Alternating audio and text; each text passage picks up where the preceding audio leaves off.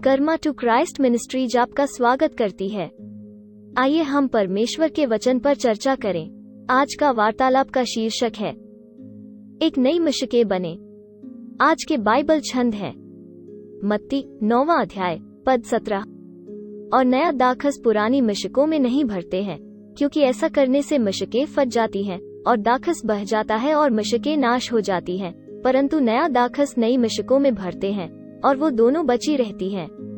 तथा यहेजकेल 36वां अध्याय पद 26 और 27। मैं तुमको नया मन दूंगा और तुम्हारे भीतर नई आत्मा उत्पन्न करूंगा और तुम्हारी देह में से पत्थर का हृदय निकालकर तुमको मांस का हृदय दूंगा। और मैं अपना आत्मा तुम्हारे भीतर देकर ऐसा करूंगा कि तुम मेरी विधियों पर चलोगे और मेरे नियमों को मानकर उनके अनुसार करोगे। जैसे मनुष्य जानते हैं कि पुरानी मशकें नई दाखस को संभाल नहीं सकती, वैसे ही परमेश्वर जानता है कि हमारा पुराना स्वभाव हमारे भीतर परमेश्वर की आत्मा को संभाल नहीं सकता।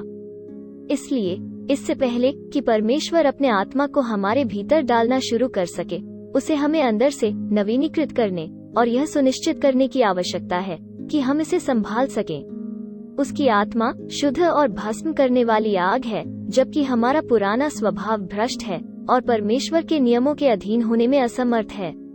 यदि आप यीशु की शिक्षाओं का पालन करने का प्रयास करते हैं, तो यह व्यवहारिक रूप से असंभव है जब तक कि आप उसे पहले अपने हृदय में स्वीकार नहीं करते।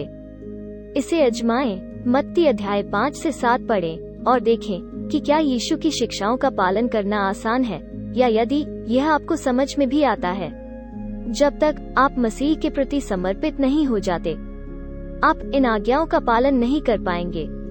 यह वास्तविक परीक्षा होगी यदि आप वास्तव में रूपांतरित हो गए हैं, या यदि आप अभी भी अपने पुराने पापी स्वभाव को पकड़े हुए हैं। उन्हें मसीह के बिना रखने की कोशिश करके आप केवल आत्मधर्मी बनेंगे और उस उद्धार को अस्वीकार करेंगे जो परमेश्वर क्रूस पर कार्य के माध्यम से प्रदान करता है। इससे पहले कि परमेश्वर आपका उपयोग कर सके, वो आपको तोड़ देगा, आपको नया रूप देगा और फिर आपको अपनी नई आत्मा से भर देगा। इससे पहले कि वो अपने नियमों को आपके हृदय में रख सके, उसे उस पत्थर के हृदय को मांस के हृदय में बदलने की आवश्यकता है। एक दिल जो परमेश्वर के दिल की धड़कन को महसूस करता है और उनसे प्यार कर सकता है, जो प्यार करने के लायक नहीं है। जब हम उस परिवर्तन के प्रति समर्पण करते हैं जिसे परमेश्वर हमारे जीवन में लाना चाहता है, तब और केवल तभी हम उसकी आज्ञाओं का पालन करने और उसके नाम की महिमा करने में सक्षम होंगे। आधुनिक पीढ़ी 90 मिनट के उपदेश के लिए नहीं बैठ सकती है या किसी ऑर्गन के सुर पर भजन नहीं गा सकती है, लेकिन वे 15 मिनट की शिक्षाओं का पीछा करने और गिटार के साथ छोटे आकर्षक गाने गाते हैं। वे परमेश्वर के वचन को सुनने के लिए चर्च या पासबन के पास नहीं जाते हैं, लेकिन सोशल मीडिया पर सर्फ करते हैं और कठिन सवालों के जवाब खोजने की कोशिश करते हैं।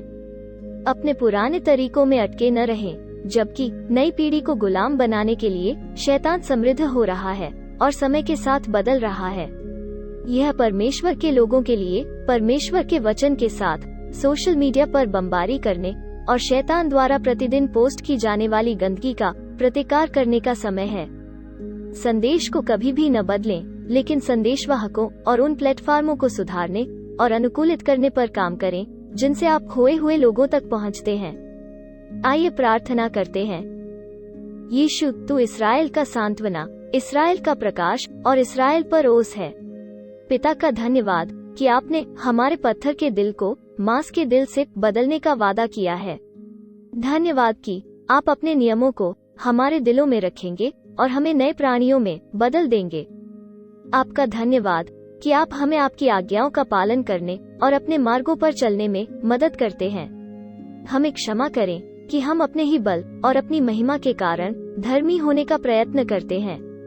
हम आपको अपने पुत्र यीशु की समानता में बदलने के लिए जारी रखने के लिए कहते हैं। आधुनिक पीढ़ी तक पहुंचने के लिए हमें बदलने और वो सब बनने में हमारी मदद करें जो आप बनाना चाहते हैं।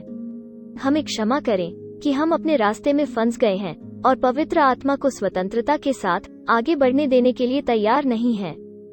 हम चाहते हैं कि हम उस नई दाखरस के लिए नई मशकें बने जिसका आप हमारे अंदर इंतजार कर रहे हैं। हम यीशु के पराक्रमी नाम में मांगते हैं, आमीन।